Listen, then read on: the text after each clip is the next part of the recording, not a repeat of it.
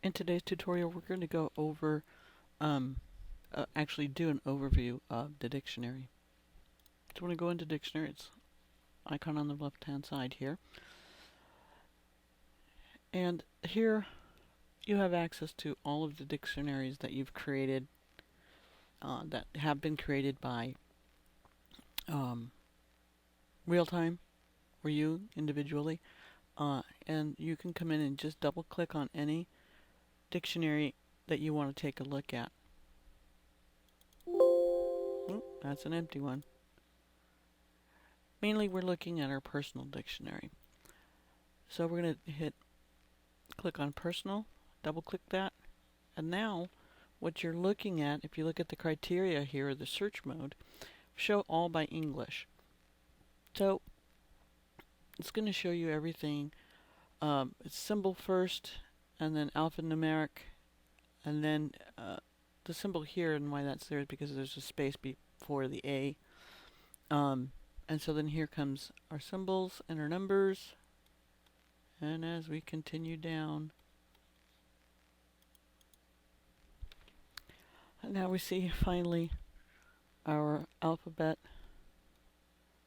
A, of course, coming first, and there'll be a lot in here, and then the B's and the C's and everything like that. Now, if you want to do something different and show by steno, you click it and then click search.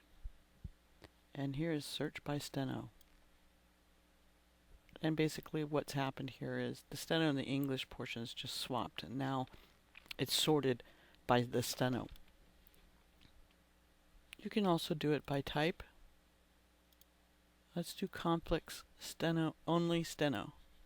And these would be all my complex. Down here at the bottom it tells us how many complex we have. 389. If you want to clean these complex out, you can. If you want to print them out, you can. It'll tell you approximately how many pages. And then click on OK and send it over to the printer. You can do this for your entire dictionary if you want. There are many different types of commands in this by type area. Let's try numbers only. And we'll see all numbers that we want. So there's a lot of different commands that you can go through and look at. If I want to do an exact match, and I'm looking for I'm not going to find it because it's also doing a whole word, so that means by case. But if I do it like this, I'm going to find it.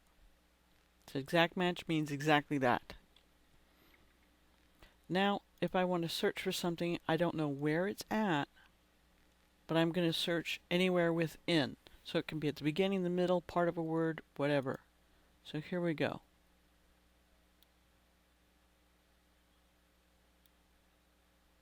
So you'll see them, there, these, there wasn't. So that might not be the best example, but at least it gives you an idea, a flavor of what the search criteria will do. Beginning with means you know exactly what the English is, and that's the only thing that you want is Lisa. That was already in there. I didn't put that in myself. And the same with steno. You can do beginning steno STKPW.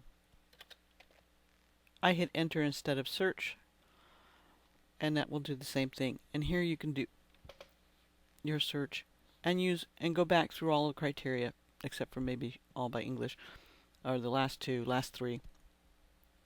And that will show you any criteria, anything beginning with this steno or any other steno that you put in there. For the health of your dictionary, if you make a lot of changes, deleting, adding, whatever to your dictionary, you're going to want to do a rebuild. Sometimes when you do these changes and you go out and you come back in, you say, hey man, I already went and cleaned all of that stuff out. What's going on? Do a rebuild. It'll clear everything out and resort and make things a lot more compact and faster, even though we have faster computers nowadays. It's still good to do. Delete old entries. That's if you have in real time stamp last date used checked. And then what it does is when you go to use your real time, it'll stamp any entry that's been used. Then you can come in here and say, I want you to go through at least the last 6 prior to today's date and delete anything that's not been used. So I would say probably let that run for a year before you go through and do that. I want you to count entries, even though we have entries already counted. This one actually gives you a little bit more detail. How many 1 stroke? 2, 3, 4, 5, 6, 7, 8, 9 strokes. And then again, total entries, totally unique, and complex. And there's your average. Click on OK. Then we're going to go back up to File. Let's say I want to remove my numbers. Make sure to make a backup of your dictionary if you're going to do this, because if you don't like the way it works, you still have your backup.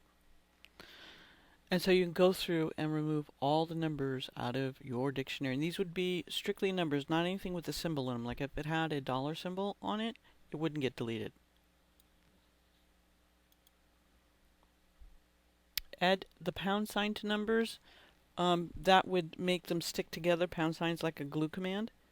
So if you had 1 through 4 with pound, so 1 pound, 2 pound, 3 pound, 4 pound, then when you wrote those, they would all stick together. And here's print dictionary.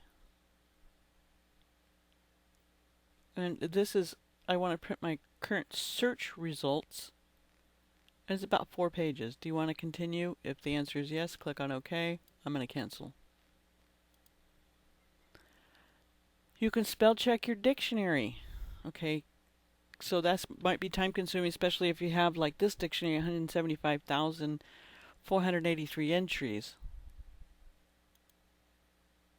And you can select what dictionary you want. Expanded is what I would use, and then you can just go through and spell check it.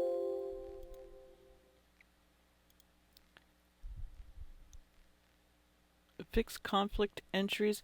So in the olden days, back in the 90s, actually before then, because the programming had already changed it to the more modern method, we'd have our conflicts sitting together in one entry, separated by a separator.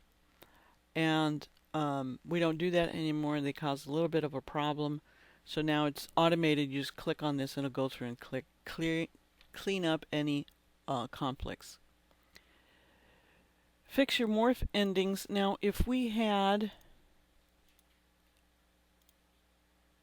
a morph, or a suffix, I should say. Oops, wrong place. Okay, and let's say we use this as a suffix.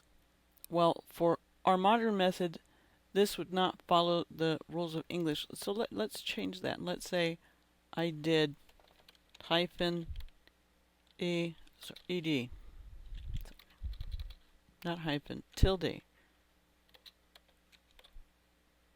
ed. And that's my, would be probably like more like my final D, right? I'm going to go ahead and overwrite that. So what would happen with this is if I had the word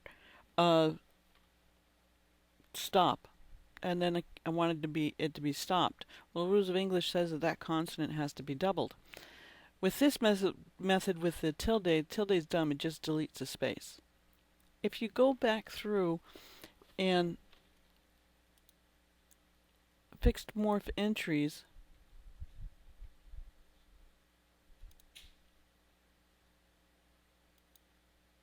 then what it's going to do is it's going to come back here and change this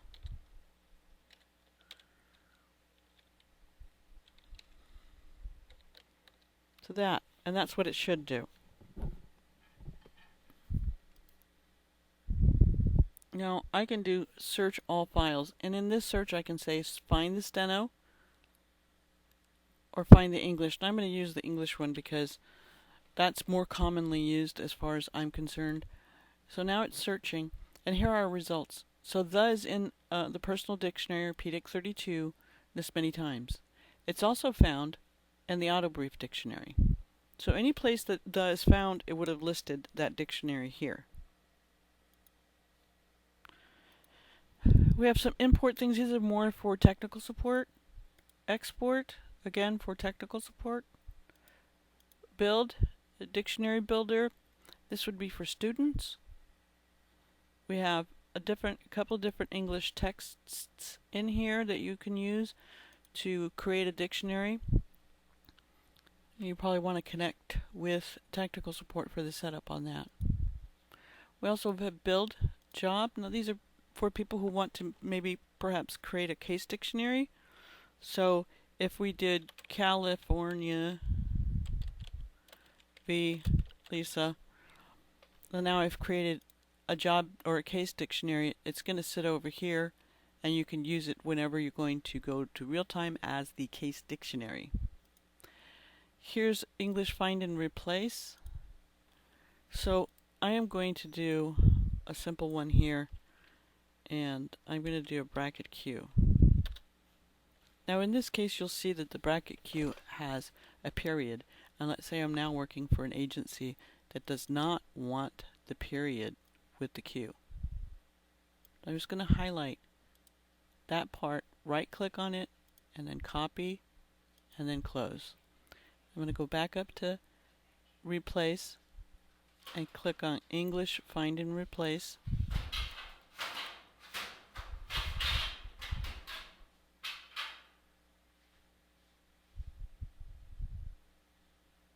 Then we'll right click and then paste. I'm going to come down here and do the same thing, right click and paste.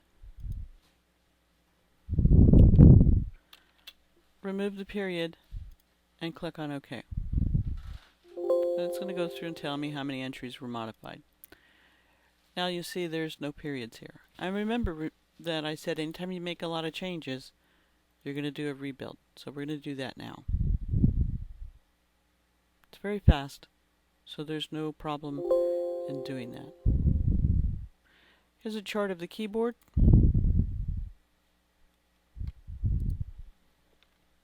If you need it. Tags. There is a video for this, so you can go through and check that video out for the tags. And pretty much that is how your dictionary works. Thanks for watching, and I'll see you in my next video.